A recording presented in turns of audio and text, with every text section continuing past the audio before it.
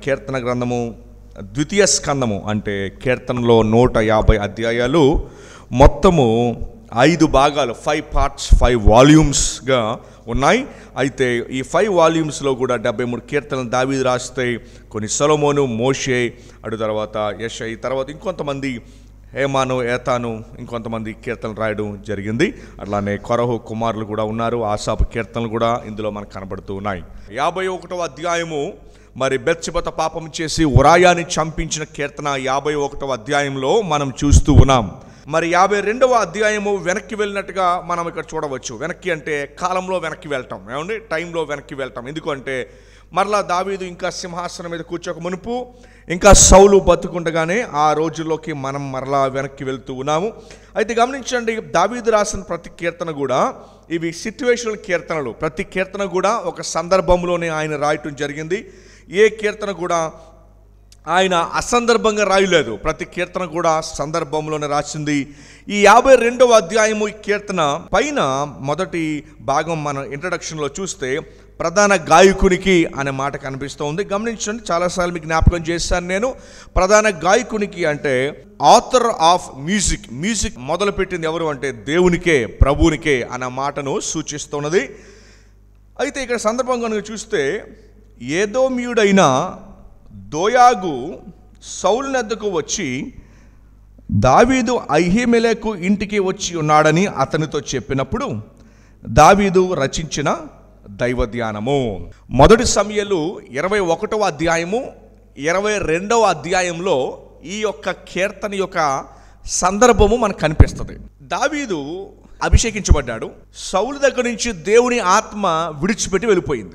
సమూయేలు బాధపడుతూ ఉండగా, అయ్యో ఇశ్రాయేలు దేశానికి రాజు లేడే అని బాధపడుతుండగా, మొదటి సమూయేలు 16వ అధ్యాయంలో దేవుడు యెషై కుమారుడైన దావీదుని అభిషేకించమని సమూయేలుకి సెలవివ్వగానే సమూయేలు బెత్లెహేం అనే ప్రాంతానికి వెళ్ళి దావీదుని, 8వ వాడైన దావీదుని రాజుగా అభిషేకించేస్తాడు. అభిషేకించిన నాటి నుండి దావీదు సౌలు యొక్క గుడారములో కేవలము వాయిద్యాలు వాయించేవాడుగా జాయిన్ అయ్యి, తరువాత సౌలు యొక్క బాడీగార్డ్గా మారిపోతాడు. సౌలు యొక్క యుద్ధ సామాగ్రిని మోసేవాడిగా, నమ్మిన బంటుగా, నమ్మిన సైనికుడిగా, నమ్మిన పనివాడిగా దావీదు సౌలుతో గొప్ప పేరు తెచ్చుకున్న తర్వాత, అయితే సౌలుకి ఈ విషయం తెలుస్తుంది. ఇలాగో నెక్స్ట్ రాజు ఎవరో కాదు, ఈ దావీదే అనే విషయం తెలిసిన తర్వాత ఆనాటి నుండి సౌలు దావీదుని చంపడానికి తిరుగుతూ ఉన్నాడు. అయితే వర్డ్ అయితే అప్పటికే మాట అయితే చాలామందికి వెళ్ళిపోయింది. ఈ యొక్క గొలియాతుని చంపిన ఈ దావీదు మనకి కాబోతున్న నెక్స్ట్ రాజు అని తెలిసి, ఎవరైతే సౌలు గిట్టడో వారందరూ కూడా దావీదుతో చేరడం మొదలుపెట్టారు. అయితే సౌలు ఎలాగైనా సరే దావీదుని చంపాలనే ప్లాన్తో దావీదుని చంపడానికి తిరుగుతుండగా, మరి ఎక్కడికి పారిపోతాడు? చుట్టుపక్కల ఉన్న శత్రు దేశాలకు పారిపోతాడా? ఈ దేశంలో ఉంటాడా? ఎక్కడికి పారిపోతాడు? సరే, ఈ దేశంలో అతను పారిపోతుండగా నాబు అనే ఊరికి వచ్చాడు. పారిపోతూ ఈ ఊరు ఏంటంటే, గమనించండి, దేవాలయము దావీదు కుమారుడైన సొలొమోను దేవాలయాన్ని కట్టాడు. సో సొలొమోనుకి ముందు ఇశ్రాయేలులకు ప్రత్యక్ష గుడారం ఉండేది. అంటే దానికి ఒక ఫిక్స్డ్ ప్లేస్ ఉండేది కాదు. ఇశ్రాయేలు ఎక్కడికి ప్రయాణిస్తే ప్రత్యక్ష గుడారం వారితో పాటు ప్రయాణించేది. కానీ యెరూషలేం దేవాలయము ఒకే చోట ఉండేది, ప్రయాణించడానికి కుదరదు కదా. పర్మనెంట్ బిల్డింగ్ అది యెరూషలేం మీద వారు కట్టింది, సియోను పర్వతం మీద. సో ఈ యొక్క ప్రత్యక్ష గుడారము వారితో ప్రయాణిస్తుండగా ఆ కాలంలో నాబు అనే ఒక ఊరిలో ఈ ప్రత్యక్ష గుడారము ఉంచబడి ఉన్నది. అయితే దావీదు యొక్క ట్రూపు వారు ఏం చేశారంటే, మీరు ప్రయాణిస్తూ నాబు పట్టణంలో అహీమెలెకు అనే ప్రధాన యాజకుడు ఒక ఆయన ఉన్నాడు. అహీమెలెకు యొద్దకు వచ్చి దావీదు ఏం చెప్తాడు అంటే, వాస్తవానికి 21వ అధ్యాయంలో మనం చూసినప్పుడు అహీమెలెకు దావీదుని చూడగానే దావీదు ఒక్కడే వస్తాడు అహీమెలెకు దగ్గరికి. వచ్చినప్పుడు అహీమెలెకు సర్ప్రైజ్ అవుతాడు. దావీదు, ఏంటి ఒక్కడే వచ్చావేంటి? వాస్తవానికి సౌలు చంపుతున్న విషయం అహీమెలెకి తెలియదు. అహీమెలెకి తెలియకపోవటం వలన జనరల్గా ప్రశ్న అడుగుతాడు. దావీదు ఏం అబద్ధం ఆడతాడంటే, లేదు రాజు నన్ను ఒక సీక్రెట్ మిషన్ మీద పంపించాడు నన్ను. అయితే ఈ విషయం నేను ఎవరికి చెప్పకూడదు, నువ్వు ఎవరికి చెప్పకూడదు, నేను చాలా ఆకలితో ఉన్నాను, నాకు ఏదైనా ఆహారం పెట్టు అంటే, వాస్తవానికి మా దగ్గర ఏ ఆహారం లేదు, దేవాలయంలో ఉంచబడిన ఈ ఆహారం కేవలం యాజకులకి మాత్రమే, అయినా కూడా ఇది ఆల్రెడీ మొదటి రోజు యాజకులకి, తర్వాత రోజు బయట పెట్టేస్తాము, లోపలిది వేడిది పెట్టిన తర్వాత మరలా బయటికి మేము తీసుకొచ్చేస్తాం రెండో రోజున అని చెప్పి ఆ యొక్క ఆహారం ఏదైతే బ్రెడ్ ఏదైతే ఉందో రొట్టెలు తీసుకువెళ్ళి వీళ్ళకి ఇస్తాడు కొన్ని షరతుల మీదుగా. ఇదిగో మీరు స్త్రీలతో కలిసి ఉండకూడదని చెప్పి కొన్ని షరతులతో పెట్టి దావీదుకని దావీదు యొక్క తనతో పాటు ఉన్న ట్రూప్ అందరికీ కూడా అహీమెలెకు రొట్టె ఇచ్చేస్తాడు. రొట్టె ఇచ్చి పట్టుకెళ్ళిపోతున్నప్పుడు దావీదుతో పాటు ఒక 2-3 ఉన్నారు. ఈ ప్రధాన వ్యక్తి ఎవరు అంటే డోయాగు. ఇతను యూదుడు కాదు, ఏదోమీయుడు, ఇశ్రాయేలుతో పాటు ఆయన ఉంటూ ఉన్నాడు. డోయాగు అతని పేరు, అతని గురించే కీర్తన. ఈ డోయాగు వాస్తవానికి ఎవరు అంటే ఇతను సౌలు మనిషి, కానీ దావీదుతో పాటు ఉంటున్నాడు. ఎందుకంటే ఇది ఒక ఇంకా పూర్తి శత్రుత్వం ప్రారంభమైనట్టుగా ఎవరు ఏంటి, ఎవరి టీంలో ఎవరు ఉంటారు అనేది పూర్తిగా తెలియలా. అయితే డోయాగుని తన పక్కన పెట్టుకున్నాడు. దానితో పాటు దావీదు ఇంకొక రిక్వెస్ట్ అడిగాడు. నీ దగ్గర ఏదైనా కత్తి, ఈట లాంటిది ఏదైనా ఉందా అహీమెలెకు అని అడగగానే ఉంది, ఎవరిదో తెలుసా, గొలియాతుకు కత్తి ఉంది, నువ్వు చంపావే. అయితే అప్పుడు ఏమైందంటే గొలియాతుని చంపగానే ఆ కత్తి తీసుకొచ్చి గుడారంలో పెట్టారు. ఇదిగో దేవుడు మాకు ఇచ్చిన విజయంగా అతని యొక్క కత్తి మా దగ్గర ఉంది అని చెబుతాడు అహీమెలెకు. అయితే అది కూడా నాకు ఇచ్చే అంటాడు. ఈ రొట్టెలు ఈ యొక్క కత్తి పట్టుకొని దావీదు ఇంకో ప్రాంతానికి వెళ్ళిపోతాడు. అయితే గిబియాలో ఉన్న ఈ యొక్క సౌలుకి ఈ విషయం తెలుస్తుంది. ఏమని, దావీదు పాలన నాబుకి వచ్చాడంటే తెలుస్తుంది. తెలియగానే పరుగుపరిన సౌలు వచ్చేస్తాడు. ఎక్కడికి? నాబుకి వచ్చేస్తాడు. నాబుకి రాగానే అడుగుతాడు, ఎక్కడ దావీదు అనేసరికి ఈ యొక్క డోయాగు ఏం చేస్తాడంటే సౌలు దగ్గరికి వెళ్ళి, సౌలు రాజు ఎవరు చెప్పరు, నేను చెప్తాను నీకు అసలు ఏం జరిగిందో. ఈ అహీమెలెకు ఉన్నాడే, ఈ అహీమెలెకు దావీదుని రొట్టెలు ఇచ్చి దావీదుకి కత్తినిచ్చి నీ మీద వ్యతిరేకంగా దావీదుని పోషించాడు అని చెప్పి సౌలుకి విషయం చెప్తాడు. వాస్తవానికి అహీమెలెకి ఏ పాపం తెలియదు. ఎందుకు అహీమెలెకి ఏ పాపం తెలియదు అంటే దావీదు అబద్ధం ఆడతాడు. ఏమని ఆడతాడు అంటే, నేను రాజు పని మీద వచ్చాను, ఎవరికి చెప్పకూడదని విషయం అయితే నువ్వు ఎవరికి చెప్పకు, మరి రాజు పని అంటే చాలా ఇంపార్టెంట్ కదా. వాస్తవానికి ఏమనుకున్నాడు అహీమెలెకు, ఓకే నువ్వు రాజు పని మీద వచ్చావు, రాజుకు నేను సేవకుని కదా, అందుచేత నేను నీకు రొట్టెలు లేకపోతే రాజు పేరటను వచ్చావు కాబట్టి నీకు ఇవన్నీ కూడా ఇస్తున్నాను. నేను ఏంటది, రొట్టె ఇస్తున్నాను, నీకు గొలియాతు యొక్క కత్తిని ఇస్తున్నాను, వీటన్నిటిని కూడా నీకు ఇస్తున్నాను. ఎందుకంటే నువ్వు రాజు పేరట వచ్చావు కాబట్టి, మామూలుగా వస్తున్నాను నీకు ఇవ్వను నేను. అయితే వెంటనే సౌలు అహీమెలెకుని పిలిచాడు. నువ్వు నా మీద కుట్ర పన్నావు కదా, నేను చంపుతున్నాను ఈ వ్యక్తిని తెలిసిన కూడా అతనికి నువ్వు రొట్టెనిచ్చి జాగ్రత్తగా పంపించేశావు. నువ్వు అతనికి ఈట కూడా ఇచ్చావు, పంపించావు. ఉంటే ఎవరి మీద ఇసరడానికి ఈట పంపించావు? నా మీదే కదా. అయితే నువ్వు, నీ యొక్క సంతానం, నీ యొక్క ఊరు ఏది కూడా ఉండకూడదు. ఎందుకంటే ఊరు పేరు ఏంటంటే నాబు, యాజకుల పట్టణము. నాబు అంటే యాజకులు ఉండే పట్టణం. అయితే వెంటనే సౌలు ఈయన వైపు తిరిగి అహీమెలెకుని చూసి అంటాడు, సైనికులను చూసి, ఇదిగో సైనికులారా, ఈ యొక్క అహీమెలెకుని వారి కుటుంబాన్ని అంతటిని కూడా మీరు సంహరించాలని చెప్తాడు. సంహరించాలని చెప్పేసరికి ఈ వృత్తాంతం అంతా కూడా మొదటి సమయం 21-22 అధ్యాయాల్లో ఉంటుంది. అక్కడ ఇశ్రాయేలు సైనికులు ఎవరు కూడా డేర్ చేయరు. అయ్యో ప్రధాన యాజకుడు అహీమెలెకుని కానీ మిగతా యాజకులు కానీ లేవి సంతానము మేమలా చంపుతామని చెప్పి వారు కత్తులు అలా పాడేస్తారు.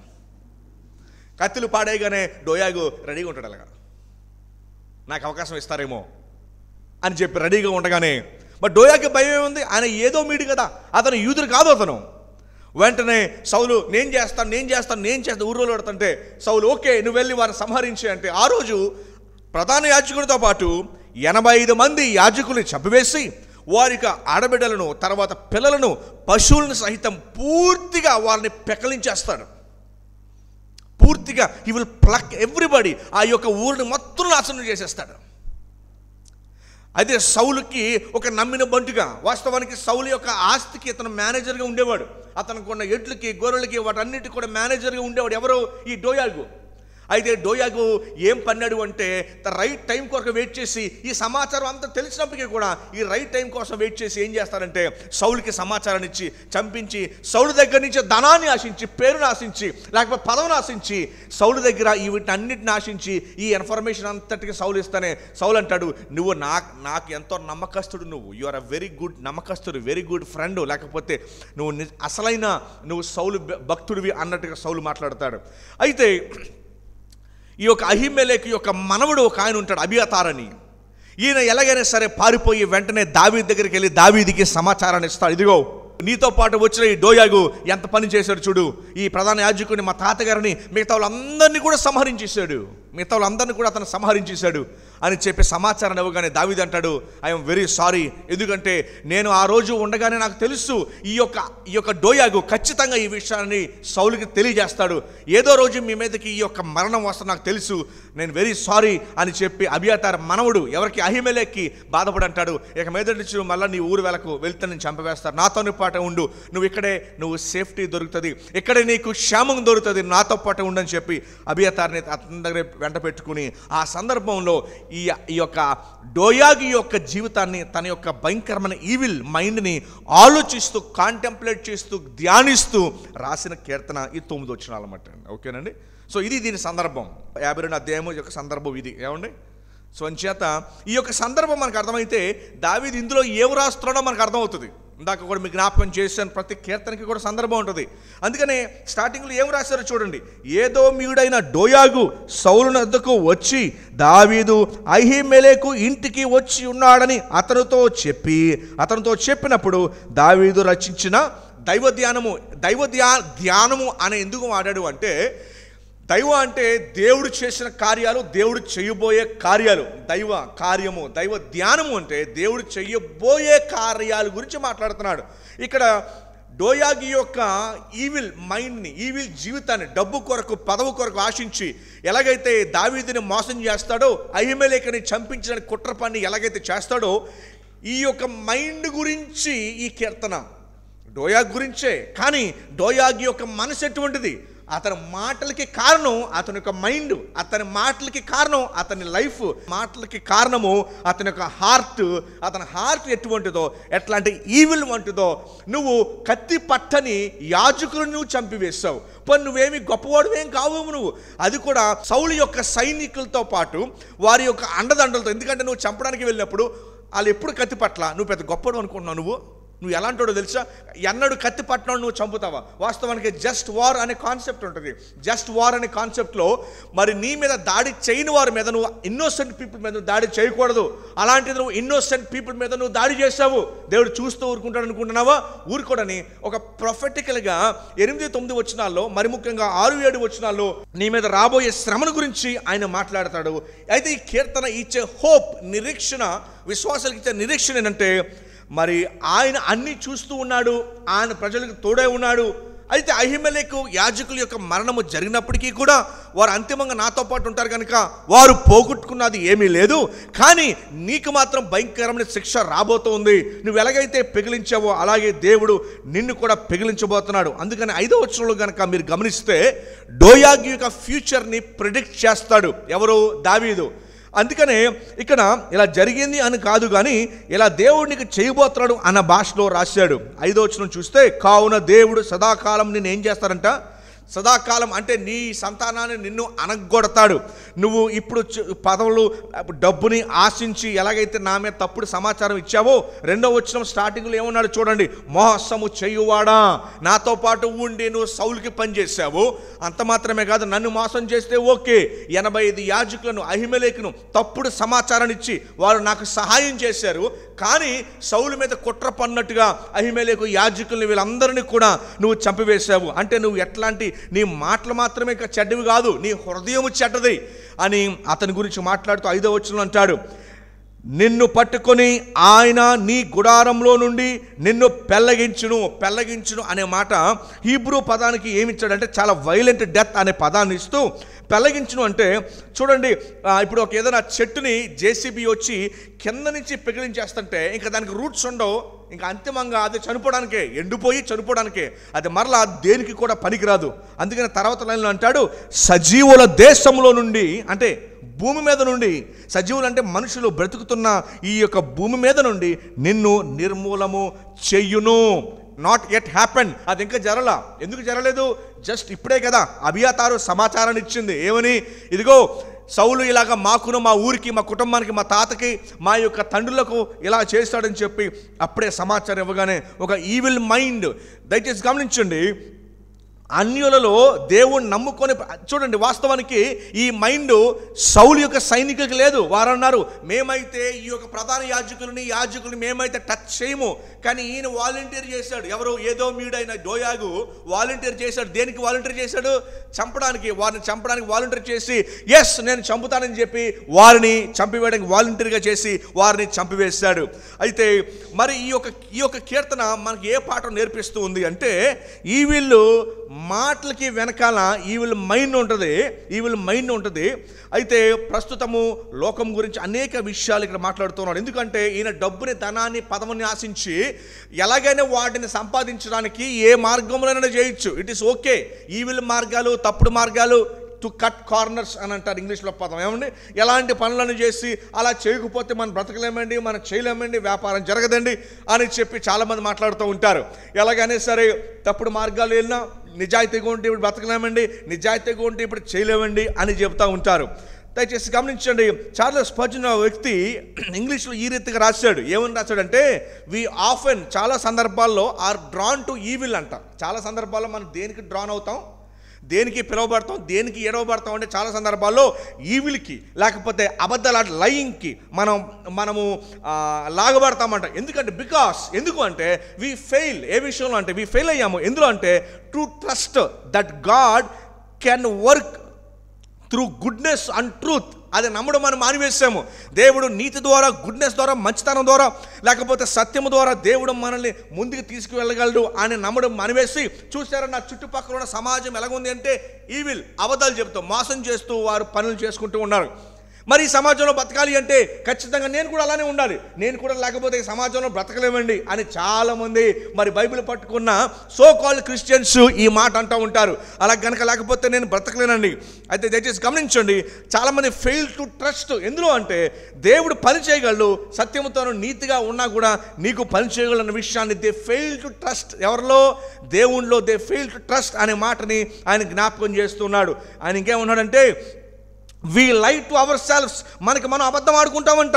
బైబిల్ చెప్తుంది కదా, మరి హృదయం ఘోరమైన వ్యాధి కలిగింది, మోసకరమైన బైబిల్ చెప్తుంది కదా. వి లై టు అవర్ సెల్ఫ్స్, అబద్ధాలు ఆడతామంట. ఏమని? We must cut corners. ఈ యొక్క చెడ్డ పని చేయాలి, ఈ తప్పుడు మార్గంలో వెళ్ళాలి, ఈ అబద్ధం ఆడాలి, ఈ లైని, అబద్ధాన్ని ప్రమోట్ చేయాలి. అలా చేస్తేనే మనకి పని జరుగుద్ది. అలా చేస్తేనే. అందుకని తెలుగులోకి సామెత కూడా ఉంది కదండి, 1000 అబద్ధాలు ఆడినా సరే ఒక పెళ్ళిని చేయాలంట. ఏమండి? సో అదే కల్చరు మన దేశం అంతా చూస్తూ ఉన్నాము. అయితే రక్షణ పొందిన విశ్వాసులు కూడా అదే మాట మాడుతూ ఉన్నారు. ఏమండి? ఎంత సో సాడ్. రైచియస్ ట్రూత్ గాడ్ని నువ్వు పెట్టుకొని ఈ సమాజంలో బ్రతకాలి అంటే, ఈ సమాజంలో వ్యాపారం, ఉద్యోగం చేయాలి అంటే ఖచ్చితంగా ఐ హ్యావ్ టు లై, నేను అబద్ధం ఆడాలి, నేను ఎలాగైనా సరే ఈవిల్ చేయాలి, ఎలాగైనా సరే తప్పదండి. ఎందుకంటే సమాజంలో మేము బ్రతకాలి కాబట్టి ఎలాగైనా సరే ఏం చేయాలి? నో, దట్ ఈస్ గమనించండి. You fail to trust that God can work through goodness and truth. నువ్వు ఫెయిల్ అయ్యావు ఆ విషయంలో, దేవుని ట్రస్ట్ చేయడం విషయంలో. ఏ విషయంలో అంటే God can work through truth. నువ్వు రైచియస్గా నిలబడినప్పుడు దేవుడు can run, he will work through you అనే మాటని మనము మర్చిపోయాం. చూడండి 52వ అధ్యాయము. ఈ కీర్తన దేని గురించి అంటే దోయాగు యొక్క క్యారెక్టర్ మాత్రమే కాదు. వాస్తవానికి ఈ 9వ వచనం చార్లెస్ స్పర్జన్ అనే భక్తుడు అంటాడు, వాస్తవానికి ఇక్కడ దావీదు ఇచ్చిన సీరియస్నెస్ కంట అసలు దోయాగు చేసిన పనికి ఇంకా సీరియస్ మాటలు రాయాలి. అఫ్కోర్స్ దేవుడు ఇంకా సీరియస్ పనిష్మెంట్ అతనికి ఇవ్వబోతున్నాడు అన్న విషయాన్ని జ్ఞాపకం చేశాడు. ఎందుకంటే దోయాగు ఏం చేశాడు? ఎలాంటి కుట్ర పన్నాడు అంటే కేవలం ఈవిల్ మాటలే కాదు, ఈవిల్ యాక్షన్స్ కూడా చేశాడు. 85 మంది యాజకులను ఆయన పొట్టన పెట్టుకున్నాడు. కానీ కీర్తనలో ఒకవైపున బాధపడుతూ చిచి ఎంత దుర్మార్గుడా, ఎట్లాంటుడా అని చెబుతూ 52వ అధ్యాయంలో ఫస్ట్ పదాన్ని, ఏ పదాన్ని వాడాడంటే సూర్యుడా అని వాడాడు. ఏమన్నాడు? వాస్తవాన్ని దయచేసి గమనించండి, దావీదు యొక్క సర్కాసంతో, వెటకారంతో మాటలు మాట్లాడుతూ ఉన్నాడు. ఎందుకంటే దోయాగు వాస్తవానికి ఈయన యొక్క సౌలు యొక్క ఆస్తికి, ఎడ్లకు, గొర్రెలకు, వీటన్నిటికీ కూడా ఒక యజమానిగా ఉండేవాడు. అంటే బహుశా చిన్నప్పటి నుంచి ఎలా పెరుగుంటాడు? ఒక ఒక పాలేరుగా పెరిగి ఉంచాడు. అలా అలా అలా పెరిగి పెరిగి పెరిగి ఇప్పుడు ఏమయ్యాడు, వాటన్నిటికీ కూడా ఒక యజమానిగా అయ్యాడు. సౌలు యొక్క ప్రాపర్టీ అంటే ఆ రోజుల్లో భూములు కాదు కదా. దావీదు ఆస్తి చెప్పమంటే ఇగో ఈయనకి 10,000 ఎడ్లు ఉన్నాయి, ఈయనకి 10,000 గుర్రాలు ఉన్నాయి, ఇది అప్పుడు యొక్క ఆస్తి. వాటికి ఈయన కీపర్గా ఉండేవాడు. ఓకే, గేట్ కీపర్గా వాటిని చూసుకుంటే మేనేజర్గా ఉంటూ ఉండేవాడు. సో వాస్తవానికి అతను పెద్ద యుద్ధ సూర్యుడేం కాదు. ఓకే, హీ మైట్ బి ఒక యుద్ధానికి వెళ్ళి ఉంటాడేమో కానీ, but is not a great warrior, గొప్ప వారియర్ ఏం కాదు. అయితే ఈయన వెళ్ళి ఎవరిని చంపాడు? యాజకులు అసలు యుద్ధం చేశారా ఎప్పుడన్నా? అసలు దే నెవర్ డిడ్. అసలు కత్తి తిప్పడం కూడా వారికి రాదు. అందుకనే నీ దగ్గర ఏదైనా కత్తి ఉందని చెప్పి అహిమెలెకుని అడిగితే, ఇంకో మీ ఎంతమంది ఉన్నారు? 100 మందా? ఇంకో ఈ 100 కత్తులు తీసుకెళ్ళిన అలా, బాబు నా దగ్గర ఒకటే ఉంది, అది కూడా మాది కాదు. అది ఎవరిది అంటే నువ్వు గొలియాతని చంపావు కదా, చంపిన తర్వాత గొలియాత్ కత్తి తీసుకొచ్చి ఇక్కడ పెట్టారు కదా, దేవుడు మాకు ఇచ్చిన విజయంగా అది ఒకటే ఉంది, అది ఒకటి తీసుకెళ్ళి, అది తప్ప మా దగ్గర ఏమీ లేదు. అలాంటి వారి దగ్గరికి వెళ్ళి వారిని వెళ్ళి ఎవరిని చంపాడు తెలుసా? ఈ నాట్ కేవలం యాజకులు మాత్రమే కాదు, వారి యొక్క భార్యను, తర్వాత ఒక పిల్లలను, చిన్న చిన్న పిల్లలను, ఆఖరికి పశువులను కూడా విడిచిపెట్టాల. Killed everybody. సైన్యము చూస్తుండగా, వారు తోడుగా ఉండగా నువ్వు వెళ్ళి వాళ్ళని చంపు. ఓ సూర్యుడా, what a fighter you are. నువ్వు చంపింది ఎవరో తెలుసా? జీవితంలో ఎప్పుడు కత్తిని పట్టుకునే వ్యక్తులు నువ్వు వెళ్ళి చంపావు, సూర్యుడా అని మొదలుపెట్టాడు. అందుకనే 52:1 ఉన్నాడు చూడండి. సూర్యుడా, చేసిన కీడును బట్టి నీవెందుకు అతిశయపడుచున్నావు? చూడండి, ఇతను ఎంత అతిశయపడుతాడు. ఏ విషయంలో? చాలా విషయాలు అతిశయపడుతున్నాడు. నేను కాబట్టి సౌలుకి సమాచారాన్ని ఇచ్చాను, ఇప్పుడు నేను సౌలుతో పాటు నేను గొప్ప పొజిషన్ నాకు ఇవ్వబోతూ ఉన్నాడు. తర్వాత నేను ఎంత గొప్పవాడో తెలిసే రాజ్యంలో. మీరు ఇశ్రాయేలు అయ్యి ఉండొచ్చేమో, నేనైతే ఏదోమీయుడిని, అయినా కూడా నాకు ఎంత పొజిషన్ నాకు వచ్చింది అని చెప్పి అతను ఎంతగానో ఈ సెల్ఫ్ బోస్టింగ్. అంటే సెల్ఫ్ బోస్టింగ్ ఎట్లాంటిదంటే గొప్ప ప్రైడ్తో కూడింది, గొప్ప గర్వంతో కూడింది. చాలా సెల్ఫ్ బోస్టింగ్. ఎలాంటి సెల్ఫ్ బోస్టింగ్ అంటే కేవలము ఒక సిల్లీ సెల్ఫ్ బోస్టర్ కాదు. ఇతను planned killer, planned self boasting, planned పదవిని ఆశిస్తున్నాడు ఆ యొక్క ప్రాంతంలో. So it's a very very dangerous guy. ఎవరు? డోయాగ్ అనే వ్యక్తి it's not a normal guy. ఏదో సరదాగా గొప్పలు చెప్పుకుని తిరిగే వ్యక్తి కాదు. It's very very dangerous guy. అందుకని గమనించండి, దావీదు అహిమెలెకు దగ్గరికి వచ్చిన సమయానికి సౌలుకి డోయాగు ఇచ్చిన సమాచారానికి చాలా టైం ఉంది. It took lot of time. ఈ టైం గ్యాప్ ఎందుకు తీసుకున్నాడంటే he waited for the right time. ఈ యొక్క నా దగ్గర ఉన్న ఇన్ఫర్మేషను నాకు మంచి మనీ తీసుకురావాలంటే తను వెయిట్ చేసి సౌలుకి సమాచారం తీసుకొచ్చాడు. దయచేసి గమనించండి, మరి మనకి తెలిసిన ఆఫీసుల్లో, మనకు తెలిసిన ఇరుగు పొరుగు వారిలో, మనకు తెలిసిన అన్యుల కుటుంబాలు చాలామంది మనది ఏ తప్పు లేకపోయినా కూడా మన మీద చాలా పన్నాగం పడుతూ ఉంటారు. వీడు ఎదగకూడదు, ఓ క్రిస్టియన్నా అయితే వెదకూడదు, ఓ విశ్వాస క్రిస్టియన్నా ప్రభువుని నమ్ముకున్నాడా అయితే ఎట్టి పరిస్థితుల్లో ఎదగకూడదు, ఎలాగైనా సరే కిందకి లాగేసేయాలి, పైకి వెళ్తున్నాడా అయితే కిందకి లాగేయాలి. అతను మన మీద మనకి ఏ తప్పు లేకపోయినా మన మీద పన్నాగం పడుతూ ఉంటారు. అసలు మనం ఎంత టాలెంటెడ్గా ఉన్నా, ఎంత ఉన్నా, నువ్వు ప్రభువుని నమ్ముకున్నావా అయితే నువ్వు అసలు పైకి రాకూడదు, నువ్వు మావాడు అయితే నేను యాక్సెప్ట్ చేస్తాను తప్ప నువ్వు మావాడివి కాకపోతే నేనైతే అస్సలు మిమ్మల్ని యాక్సెప్ట్ చేయలేవు అని చెప్పి మరి చాలామంది మనం పనిచేసే చోట ఇరుగు పొరుగు వారు, ఈవెన్ ఫ్రెండ్స్లో కూడా కొన్ని సందర్భాల్లో ఇట్లాంటి మనం చూస్తూ ఉంటాము. దాదాపు అదే సందర్భము ఇక్కడ మనం చూస్తూ ఉన్నాము. వారు ఏం చేశారు? కారణం లేకుండానే ఈవిల్ స్ప్రెడ్ చేశారు. ఏమంటే తెలుగులో విషం చిమ్మేరు అంటారు, చూసారా? అది ఇక్కడ మనకి కనపడతా ఉంది. మొదటి వచనము 2 లైన్లు ఏమంటున్నాడంటే దేవుని కృప నిత్యముండును. చూడండి, పాత నిబంధన కీర్తనలో 3 మాటలు కనబడతా ఉంటాయి. యెహోవా, రెండవది దేవుడు, మూడవది దేవా అనే 3 మాటలు మనకు కనబడుతూ ఉంటాయి పాత నిబంధన కీర్తనలో కూడా. ఏంటంటే మాటలు? మొదటిది యెహోవా, రెండవది దేవా, మూడవది దేవుడు. సో యెహోవా అంటే జెహోవా అనగా యావే అనే మాట అక్కడ వాడబడుతూ ఉన్నది. యావే అంటే మా నిబంధన దేవుడు. ఎవరండి అంటే not just the father, son Jehovah అని పిలువబడ్డాడు. ద స్పిరిట్, పరిశుద్ధాత్మ దేవుడు జెహోవా అని పిలువబడ్డాడు. సో వీళ్ళ ముగ్గురు కూడా జెహోవా అని పిలువబడ్డారు. సో యెహోవా అనే పేరు వాడినప్పుడు ఆయన త్రిత్వం గురించి మాట్లాడుతున్నాడు. తండ్రి అయిన దేవుడు, కుమారుడు దేవుడు, పరిశుద్ధాత్మైన దేవుడు. సో యెహోవా అంటే అర్థం అది. రెండవది దేవా అంటే అదోనాయ్. అదోనాయ్ అంటే నా మాస్టర్, మై లార్డ్. ఇప్పుడు చూడండి, గృహానికి గుమ్మం దగ్గర స్టిక్కర్ అంటిస్తూ ఉంటాం. ఈ గృహానికి క్రీస్తే అధిపతి, మై లార్డ్, మై మాస్టర్, నన్ను అనిపించేవాడు, హీస్ మై గురు. అలాగా అదోనాయ్. మూడో మాట దేవుడు అనే మాటకి అర్థం ఏంటంటే ఎలోహిం. దేవుడు అనే మాటకి అర్థం ఏంటండి? ఎలోహిం అంటే ప్లూరల్ టర్మ్ ఫర్ గాడ్. దేవునికి ప్లూరల్ టర్మ్ అంటే more than one. That means ఇక్కడ మనం 3 గురించి మాట్లాడుతూ ఉన్నాం. అయితే ఇక్కడ దేవుని కృప నిత్యముండునంటే ఏ పదం వాడారు? ఎలోహిం. అయితే హిబ్రూ టెక్స్ట్లో మనం చూసినప్పుడు ఎలోహిం అని పూర్తిగా వాడకన్నా ఎల్ అని మాత్రమే వాడాడు.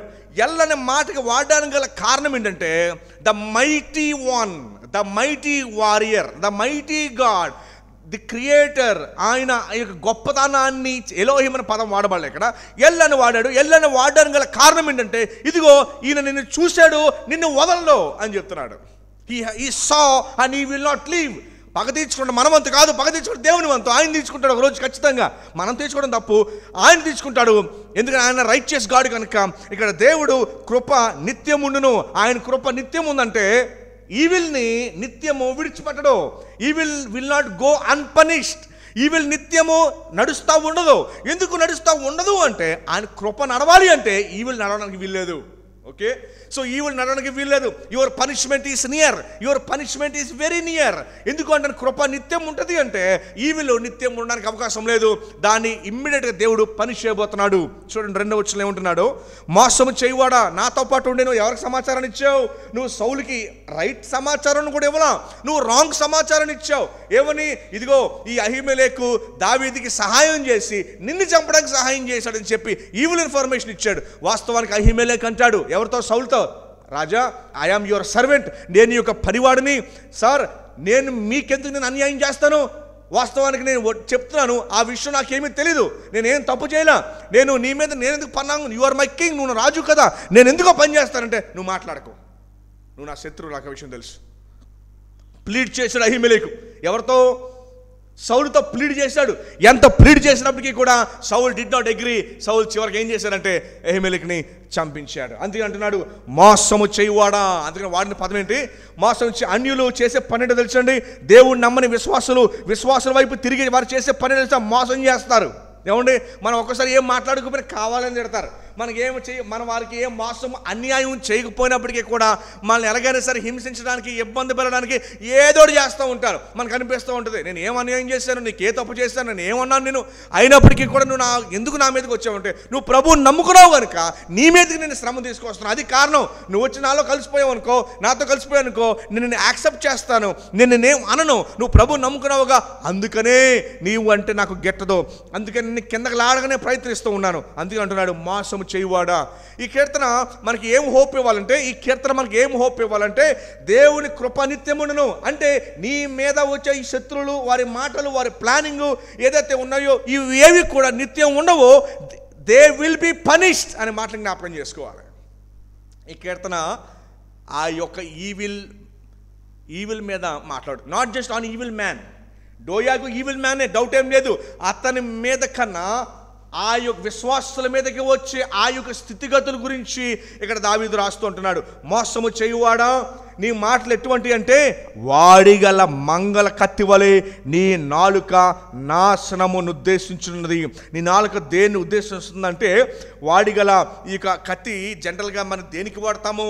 ఏమంటే షేవింగ్కి వాడే ఈ యొక్క మంగళ కత్తిని యాకోబు కూడా ఈ మాటలు ప్రస్తావించాడు. యాకోబు గ్రంథంలో నాలుక ఈజ్ వెరీ డేంజరస్. తెలుగులో సామెత ఉంది కదా, నోరు మంచిదైతే ఊరు మంచిదని, లేకపోతే నాలుక ఇస్ వెరీ డేంజరస్. అదే నాలుక మరి డైరెక్ట్ కత్తి పెట్టి చంపనవసరం లేదు, ఆ నాలుకతోనే చంపివేయచ్చు, మాటల ద్వారా చంపివేయచ్చు, నరహత్య చేయవచ్చు అని బైబిల్ చెప్తా ఉంది. Tongue is very dangerous.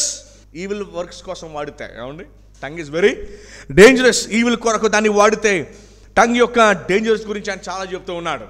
Bus పెద్దగా ఉందని చెప్పి స్టీరింగ్ బస్సు అంత ఉండదు కదా, చాలా చిన్నగా ఉంటుంది స్టీరింగ్. కానీ that will decide wear to go. అది ఎక్కడికి వెళ్ళాలో, బస్సు ఎక్కడికి వెళ్ళాలో డిసైడ్ చేసి స్టీరింగే. లెఫ్ట్ తిరగాలి, రైట్ ఆ ఊరు వెళ్ళాలి, డిసైడ్ చేసి స్టీరింగే. అదేవిధంగా your tongue will decide your destiny. నీ tongue is very very important చెప్తూ ఉన్నాడు. నీ నాలుకను కాచుకో అని చెప్తూ ఉన్నాడు. నువ్వు ఏం మాట్లాడుతున్నావో కాచుకో అని చెప్తున్నాడు. చాలామందికి నోరుకి అద్దు ఉండదు ఇక, ఏమండి. అందుకే తెలుగులో బోల్ సామెతలు రాసే నాలుగు గురించి. నాలుగు ఏముండదంట? నరం ఉండదంట, ఏమండి. ఈరోజు ఒక మాట, సాయంత్రం మాట, ఉదయం ఒక మాట, ఎల్లుండో మాట, అవతల ఒక మాట మాట్లాడుతూ ఉంటుంది నాలుక అంటున్నాడు. కానీ ఈ నాలుక వెరీ డేంజరస్ నాలుక. ఎందుకు అంటే ఈ నాలుక దేని బట్టి నడిపించబడుతుందంటే ఒక evil heart, evil mind, evil life ద్వారా ఇది నడిపించబడుతుంది. దయచేసి గమనించండి, నీ జీవితంలో ఇట్లాంటి పీపుల్ ఉండొచ్చు. నీ యొక్క డౌన్ఫాల్ని కోరుకునేవారు, నువ్వు పడిపోవాలని కోరుకునేవారు, నువ్వు ఎదగడం చూడలేని వారు కోరుకోవచ్చు. ఏమంటే చాలామంది ఉండరు అట్లాంటి వారు. ఒకవేళ నువ్వు ఎదుగుతుంటే ఓర్చుకోలేని వారు ఉండొచ్చు. నువ్వు ఏదైనా కొనుక్కున్నా, ఏదైనా సంపాదించుకున్నా, నీకు దేవుడు ఏదైనా బహుమతిగా ఇచ్చినా, నీ కష్టం మీద నువ్వు కష్టపడి సంపాదించినా, నీకు ఫ్రీగా వచ్చినా, ఎలా వచ్చినా వారు చూస్తూ సహించి వారు ఉండలేరు. అయితే వారు నీ మీద చాలా పన్నాగాలు పండుతారు. కానీ దావీదు ఒక మాట అంటాడు, అయితే నీ స్ట్రెంగ్త్ ఏంటో తెలుసా? నీ స్ట్రెంగ్త్ నీకున్న వాటి మీద కాన్ఫిడెన్స్ తీసుకోవద్దు. నీ స్ట్రెంగ్త్ ఏంటో తెలుసా? దేవునికి అప్పగించు. To wait at the lord is our strength అన్నాడు. దేవుని యొద్ద వెయిట్ చేయటమే మన strength. Where does your strength lie? నీ బలం ఎక్కడుంది? Where is your strength? నీ బలం ఎక్కడుంది? నీ బలం ఎక్కడుందని బైబిల్ చెప్తూ ఉందంటే యెహోవా యొద్ద ఎదురు చూడ వెయిట్ చేయటమే. To wait. జనరల్గా వెయిటింగ్ ఇట్స్ నాట్ ఏ లోకంలో చూస్తే ఇంకెంతసేపు వెయిట్ చేస్తారు మీరు, లేకండి ఇంకెంతసేపు ఎదురు చూస్తారు, ఇంకెలా కూర్చొని ఉంటారా మీరు, ఇంకేం చేయలేదు దాని గురించి, do something do something do something. కానీ బైబిల్ చెప్తుంది 9వ వచనం చూడండి, నేను దాన్ని స్మరించి కనిపెట్టుచున్నాను. దేన్ని? శత్రువు ఆల్రెడీ బతికే ఉన్నాడు, ఎవరో డోయాగు. ఇంకా ఎంత నాశనం చేస్తాడో సౌలు ద్వారా మనకి తెలియదు. కానీ I did not take action. దావీదు ఏమన్నాడు? యాక్షన్ తీసుకోలా అనే నేను దాన్ని నిదానించి స్మరించి నేను కనిపెట్టుచున్నాను. ఎందుకు అంటే అని అంటున్నాడు 9వ వచనం స్టార్టింగ్లో, నీవు దానిని నెరవేర్చితివి గనుక నేను నిత్యము నిన్ను స్తుతించదు. ఏది నెరవేర్చితివి అంటే పై వచనాల్లో ఉందండి. ఈవిల్ స్పీచ్ మన మీద ఇచ్చినప్పుడు, విషయము కక్కినప్పుడు మన మీద, వాట్ ఈస్ అవర్ రియాక్షన్? ఈ కీర్తన is the reaction. Waiting at the lord is our strength. Knowing, తెలుసుకుంటా ఏంటది? ఆయన కృప నిత్యం ఉంటుందని బైబిల్ చెప్తుందంటే evil will not stay forever. It cannot. అది ఈవిల్ నిరంతరము అది ఉండలేదు. 3వ వచనం చూడండి, ఇంకా వారి క్యారెక్టర్ని ఎట్లా డిఫైన్ చేస్తూ ఉన్నాడు. మేలు కంటే కీడు చేయుటయు, నీతి పలుకట కంటే అబద్ధము చెప్పుటయు నీకు ఇష్టము. ఎందుకు నీకు ఇష్టం అంటే నీ హార్ట్ ప్రేమించేది అదే. ఏమంటే కొంతమంది ఉంటారు, మీకు బాగా తెలిసే ఉంటుంది ఎలాంటి వాళ్ళు. ఏమంటే అస్సలు మంచిని ప్రేమించలేరు వాళ్ళు. ఎవరైనా బాగుంటే అస్సలు ఓర్చుకో, నిద్రపట్టదు వాళ్ళకి. ఎవరన్నా ఏదో కొనుక్కున్నారంటే కళ్ళని అక్కడే ఉంటాయి. ఆఫీసులో ఎవరన్నా బాగున్నారంటే, ఎవరన్నా బాగా చదువుతున్నారంటే, ఎవరన్నా బాగా జీవితంలో బాగున్నారు అంటే అస్సలు ఊర్చుకోలేరు. వాళ్ళని ఎలాగైనా సరే ఇబ్బంది పెట్టడానికి ప్రయత్నిస్తూ ఉంటారు. బహుశా అట్లాంటి వారు మీ జీవితంలో ఖచ్చితంగా everybody will have that experience. అందరికి కూడా ఏదో టైంలో అలాంటి ఎక్స్పీరియన్స్ ఉంటుంది ఖచ్చితంగా.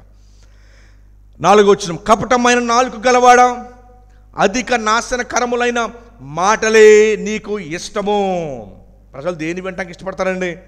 దేనికి వినటానికి ఇష్టపడతారు అంటే మంచి వినటానికి ఇష్టపడరు.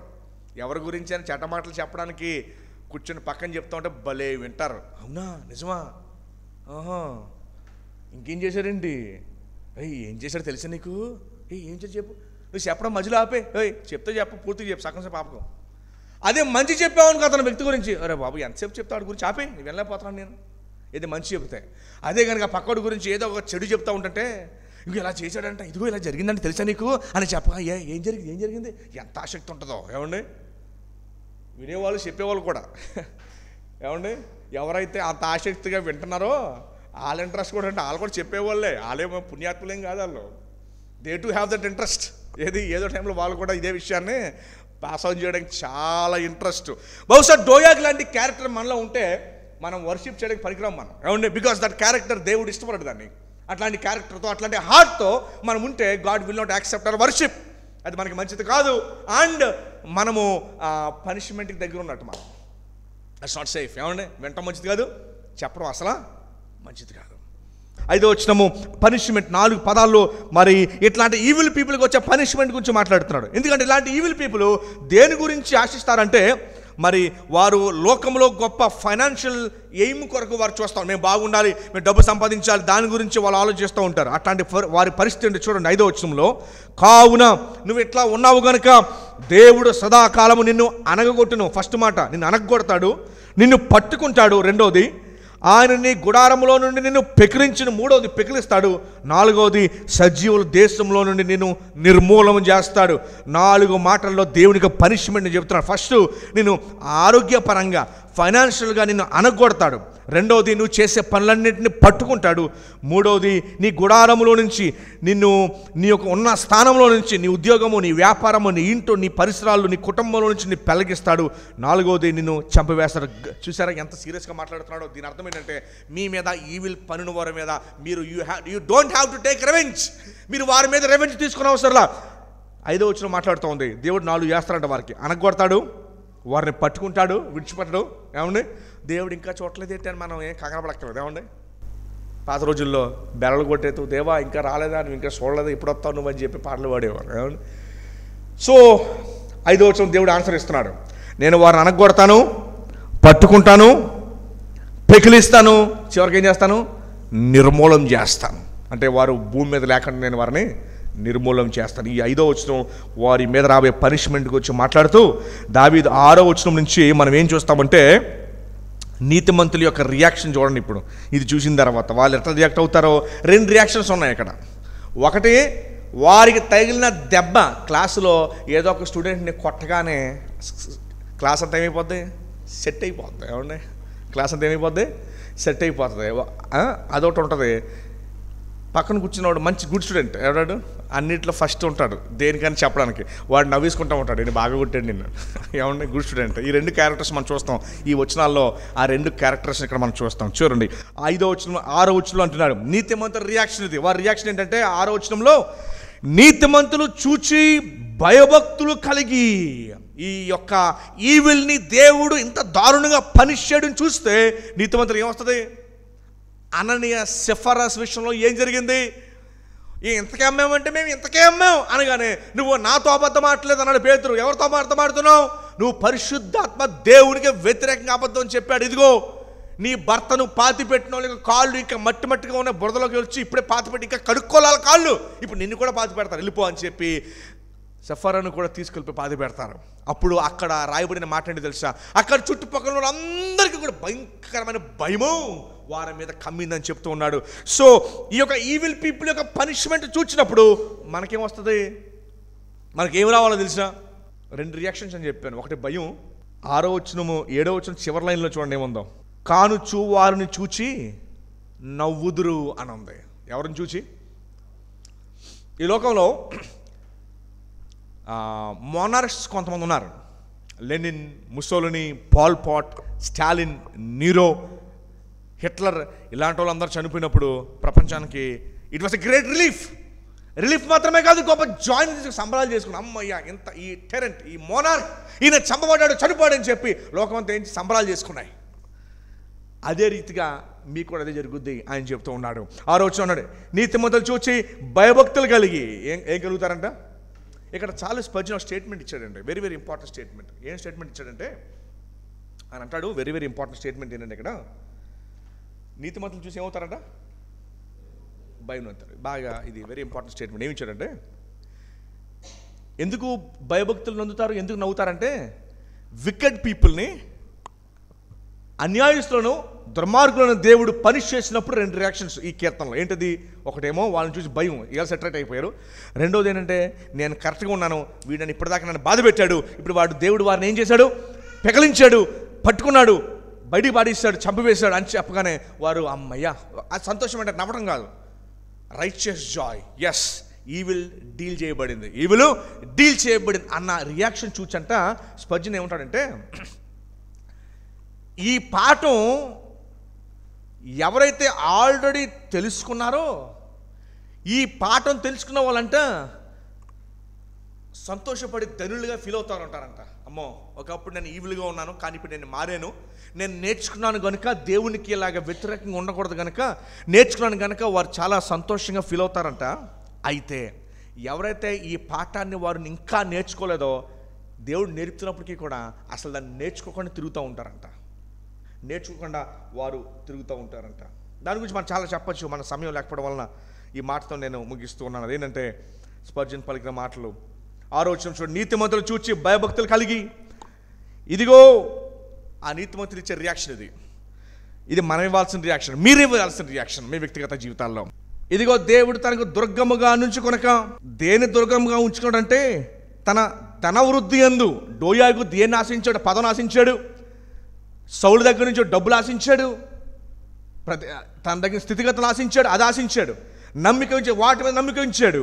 తన చేటును బలపరుచుకున్నవాడు వీడే అని, ఈ డోయాగి అని, డోయాగు నాశనాన్ని చూచి, ఎప్పుడు డెడ్ బాడీని చూచి చెప్పుకొనిచ్చు వారు ఏం చేస్తారంట? నవ్వుకొందురు. ఏమండి? తర్వాత అంటున్నాడు, 8వ వచనం దావీదు యొక్క రియాక్షన్. నేనైతే ఏమంటున్నాడు? నేనైతే దేవుని మందిరములో పచ్చని ఒలీవ చెట్టు వలె నేనున్నాను. నేను నాటబడిన ప్రదేశాన్ని బట్టి నేను పచ్చగా ఉన్నాను అంటున్నాడు. నేను నాటబడిన ప్రదేశం ఎక్కడ నాటబడ్డాను? నేను దేవుని యొక్క మందిరంలో. వాస్తవానికి నేను దావీదు కీర్తనలో ఒక కీర్తనలో ఉండదు, 23వ కీర్తన ఒకటే మనకు తెలుసు. ఏమని? చిరకాలం యెహోవా మందిరంలో నేను నివాసం చేసేదన్న మాట. వాస్తవానికి దాదాపు దావీదు రాసిన 73 కీర్తనలో 40 కీర్తనలు కనబడుతుంది. ఏంటది? నేనైతే నేనైతే నేనైతే నేనైతే ఏమంటాడు? నేనైతే ఎక్కడ ఉంటాను? నేను దేవుని మందిరంలో పచ్చని ఒలివ చెట్టు వలన నేనైతే. ఇది మీ స్టేట్మెంట్ అయి ఉండాలి. నేనైతే నా చుట్టుపక్కల ఉన్న స్నేహితులు, ఫెలో క్రిస్టియన్స్, నాకు తెలిసిన క్రైస్తవులు వీళ్ళందరూ ఒకలా ఉంటే నేనైతే. ఏమండి? ఈ మాట జ్ఞాపకం పెట్టుకోండి. ఏంటది? నేనైతే. అందరితో కాదు. మనకి వీఆర్ వెరీ మచ్ టెంప్టెడ్ దేనికి? నేను కూడా అంటానికి. అందరూ అట్లానే ఉన్నారుగా. జనరల్గా అందరికి వచ్చే పని ఏంటంటే నేను కూడా అనే పదం వాడతాము. అయితే మీరు వాడాల్సిన పదం ఏంటి? నేనైతే అని వాడాలి. నేను కూడా కాదు పదం వాడాల్సింది. నేనైతే అట్లా ఉండను. నేనైతే దేవుని మందిరంలో పచ్చని ఒలివ చెట్టు వలె ఉన్నాను. నిత్యము దేవుని కృపయందు నమ్మికించి ఉన్నాను. ఎందుకంటే ఈవిల్ విల్ బి డెల్ట్. ఆ మాటకి అర్థం నమ్మికించు. దేని నమ్మికించి ఉన్నాడు? Evil will be dealt. ఈవిల్ని దేవుడు డీల్ చేయబోతున్నాడు. 9వ వచనం, నీవు దాన్ని నెరవేర్చితివి కనుక నేను నిత్యము నిన్ను స్తుతించెదను. ఇంకా అవలా వాస్తవానికి ఆ కార్యం. బట్ స్టిల్ విశ్వాసంతో నమ్మి యూ విల్ డూ ఇట్. నీ నామము నీ భక్తుల దృష్టికి ఉత్తమమైనది. ఏమండి? ఎందుకు ఉత్తమమైందంటే ఈ దోయాగు లాంటి ఈవిల్ పీపుల్, అన్యాయస్తులు కేవలము ఎక్కడ మహిమ కొరకే వారు కోరుకుంటారు. కానీ నేను అట్లా కాదు. నేనైతే నీ న్యాయం కొరకు కనిపెట్టుకున్నా, అదే నా బలము. నేనైతే నీ న్యాయం కొరకు నేను కనిపెట్టుకుని ఉన్నాను, అదే నా బలము అని చెప్తూ ఉన్నాడు. ఎవరు? దావీదు. సో ఈ కీర్తన యొక్క పాయింట్ ఏంటంటే ఈవిల్ పీపుల్ ఉన్నారు, ఈవిల్ థింగ్స్ చేస్తున్నారు. మీరు చూసి టెంప్ట్ కావద్దు. నేను కూడా లోకంలో బతకాలి అంటే ఖచ్చితంగా ఈవిల్ పనులు చేయాలి, అబద్ధాలు ఆడాలి, అన్యాయాలు చేయాలి. ఇవన్నీ చేస్తే తప్ప పాస్టర్ గారు ఇలాంటి లోకంలో ఎలా బతకగలమని? ఉద్యోగం చేయలేము, వ్యాపారం చేయలేము, మేమేమి చేయలేము. ప్రాబ్లం ఏంటంటే you fail to trust that God can work through truth. దేవుడు సత్యము ద్వారా పని చేయగలడు అనే ఒక సత్యాన్ని నువ్వు మర్చిపోయి గనుకనే నువ్వు ఈ పనికి మాటలు మాట్లాడుతున్నావు. పాస్టర్ గారు అలా చేయకపోతే మేము చేయలేమండి, కష్టం అవ్వదు. ఖచ్చితంగా ఏం చేయాలి? అబద్ధం ఆడాలి. ఎందుకంటే నా ఆఫీసులో అందరూ ఏం ఆడతారు? అబద్ధాలు ఆడతారు. సో ఖచ్చితంగా నేనేం కూడా ఏం చేయాలి? అబద్ధాలు ఆడాలి. నేను కానీ అబద్ధం ఆడకపోతే వారు ఏం చేస్తారు? నన్ను ఊరుకోరు. సో ఖచ్చితంగా నేను తప్పక ఏం చేయాలి? ఆఫీస్లో అబద్ధం ఆడాలి. ఆదివారం వచ్చేసి పాస్టర్ గారు క్షమాపణ అడిగేసి బలపాలుకుంటాను పాస్టర్ గారు. ఆ ఒక్క విషయంలో ఎక్సెప్షన్ నాకు. ఏమండి? నో. ప్రాబ్లం ఏంటో తెలుసా? You fail to trust in God. ఏ విషయంలో? That God can work in truth. God can work. ఈ కీర్తన దానికోసమే. వాస్తవానికి ఈ కీర్తనలు చాలా మెడిటేషన్ చేయాల్సిన పాయింట్స్, మీరు నేర్చుకోవాల్సిన పాయింట్స్ చాలా ఉన్నాయి. ఎందుకంటే డోయాగ్ లాంటి మైండ్లో మనం ఉంటాం. ఈవిల్ వినడానికి ఇష్టపడతాం, ఈవిల్ చెప్పడానికి ఇష్టపడతా ఉంటాం. కోపం వచ్చినప్పుడు ఏమండి? మనకి ఏదైనా కోపంగా వచ్చినప్పుడు పక్క వాళ్ళ మీద ఈవిల్ చెప్పడానికి ఎంత ఇష్టమో చాలా ఇంట్రెస్ట్గా చెప్తూ ఉంటాం, ఫోన్ చేసి చెప్తూ ఉంటాం. అబ్బాయి అసలు ఉండబట్టలో ఒక్కోసారి ఫ్యామిలీస్లోనే జరుగుతుంది అది. ఇదిగో ఇలా చేశాడు, ఇదిగో ఇలా చేశాడు. ఫ్రెండ్స్లో ఉంటుంది, ఇలా చేశాడు, ఫ్రెండ్స్లో ఉంటుంది. చాలా సందర్భాల్లో మనం డోయాగ్ని దూరంగా చూడొద్దు. డోయాగ్ ఈస్ ఇన్సైడ్ అస్. డోయాగ్ లాంటి క్యారెక్టర్ ఈస్ ఇన్సైడ్ అస్. అందుకని మనందరికీ కూడా క్రైస్ట్ కావాలి. మనందరికీ క్రైస్ట్ కావాలి. ఎందుకంటే మన డోయాగ్ లాంటి పాపాలన్నీ కూడా సిలువ మీద ఆయన భరించాడు కనుకనే, దేవా డోయాగ్ లాంటి పాపం నుంచి నన్ను విడిపించి నన్ను దూరం చేయి అని ప్రార్థన చేసి we have to depend on Christ for our righteousness. మన నీతి కొరకు ఆయన మీద మనం ఆధారపడాలి. So Doeg is not far, Doeg is inside. Doeg ఎక్కడున్నాడు? Is inside. డోయాగు లోపల ఉన్నాడు. హిస్ క్యారెక్టర్ మన లోపల ఉంది.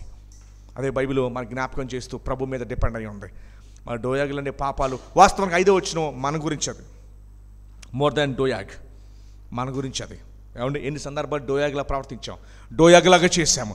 ఇంకా డోయాగ్ కంటే దారుణంగా చేసే ఉంటాం. ఖచ్చితంగా మన దేవుడు అనగొట్టాలి, పట్టుకోవాలి, పెళ్ళగించాలి, నిర్మూలన చేయాలి. కానీ ఈ 4 మనకి చేయకుండా ఈ 4 యేసు ప్రభు వారికి చేశాడు. ఈ 4 మనకి చేయాలి కానీ ప్రభువుకు చేశాడు. డోయాగ్ యొక్క పాపముల నుంచి మనం రిపెంట్ అయ్యి మనల్ని విడిపించినందుకు, మన యొక్క సిన్స్, ఆయన కర్సు, శాపాన్ని ఆయన భరించినందుకు మనం ఆయన స్తుతిస్తూ గణపరుస్తూనే మనము దేవునికి స్తుతులు చెల్లిద్దాం.